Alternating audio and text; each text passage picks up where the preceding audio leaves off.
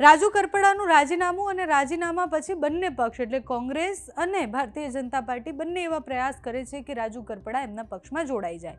ખુલ્લું આમંત્રણ પણ આપવામાં આવ્યું છે. એટલે જેમ જ એમણે રાજીનામું આપ્યું એમ તરત ભારતીય જનતા પાર્ટીના પ્રકાશ વરમોરાએ આમંત્રણ આપ્યું. બીજી બાજુ કોંગ્રેસથી પણ આમંત્રણ મળ્યું, અમિત ચાવડાએ આમંત્રણ આપ્યું, બાલ આંબલિયાએ આમંત્રણ આપ્યું. પણ આ બધા જ આમંત્રણ પછી પ્રશ્ન એ થાય છે કે રાજુભાઈ કયા પક્ષમાં જોડાશે.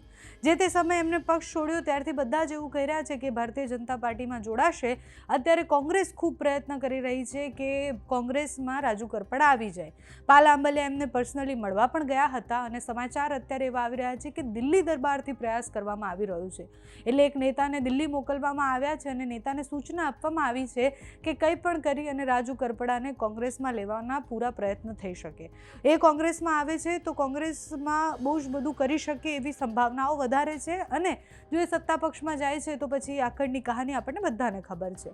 પણ જ્યારે કોંગ્રેસ આટલા બધા પ્રયાસ કરે છે ત્યારે એ પ્રશ્ન થાય કે શું રાજુ કરપડાએ એવું જરા પણ મન બનાવ્યું છે કે કોંગ્રેસમાં જાય? કારણ કે ઇતિહાસ જોઈ લઈએ તો કોઈ પણ પક્ષ છોડી અને એ વિપક્ષમાં જોડાય એવી સંભાવનાઓ ખૂબ ઓછી હોય છે. નેતા પક્ષ છોડે તો એ મોટાભાગે સત્તા પક્ષમાં જોડાવા માટે છોડતા હોય છે અને એના અનેક ઉદાહરણો છે. રાજુ કરપડા જ્યારથી રાજીનામું આપ્યું ત્યારથી એ ભાજપમાં જોડાય એવી સંભાવનાઓ છે અને એ સંભાવનાઓ હવે વધારે એ પણ વધી રહી છે કે નીતિન નબીન 3 દિવસ માટે એટલે ભારતીય જનતા પાર્ટીના અધ્યક્ષ 3 દિવસ માટે ગુજરાતના પ્રવાસે છે. અને જ્યારે એ ગુજરાતના પ્રવાસે છે ત્યારે 20 તારીખે રાજુ કરપડા ઓફિશિયલી ભારતીય જનતા પાર્ટીમાં જોડાય એવી સંભાવના છે.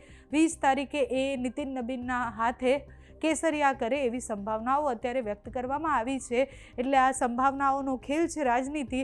કોંગ્રેસ દિલ્હી દરબારથી પ્રયત્ન કરે છે, બીજી બાજુ ભારતીય જનતા પાર્ટીના બધા પ્લાન નક્કી જ હશે. રાજુ કરપડાએ પણ જે તે સમયે પક્ષ છોડ્યો ત્યારે જ બધા પ્લાન નક્કી જ હશે કે આગળ શું કરવાનું છે.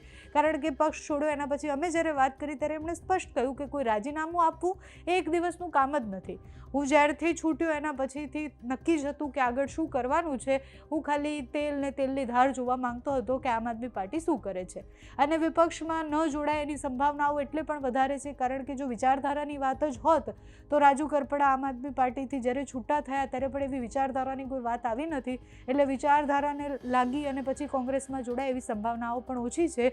અને જ્યારે આ બધું જ થશે ત્યારે કોંગ્રેસ ભલે કેટલા પણ પ્રયત્ન કરે, કોંગ્રેસ ભલે કંઈ પણ કરે, છેલ્લે તમાશો જોવાનો વારો કોંગ્રેસને આવવાનો છે. કારણ કે 20 તારીખે સંભવિત રીતના ભારતીય જનતા પાર્ટીમાં જોડાય, 20 તારીખે નીતિન નબીનના હાથે એ કેસરિયા કરે અત્યારે એવું દેખાઈ રહ્યું છે. એની સંભાવનાઓ વધારે દેખાઈ રહી છે. કોંગ્રેસ અને ભારતીય જનતા પાર્ટીના નેતાઓએ આમંત્રણ તો આપ્યું છે. રાજુ કરપડા ખરેખર 20 તારીખે જોડાય છે કે કેમ એ જોવાનું રહ્યું.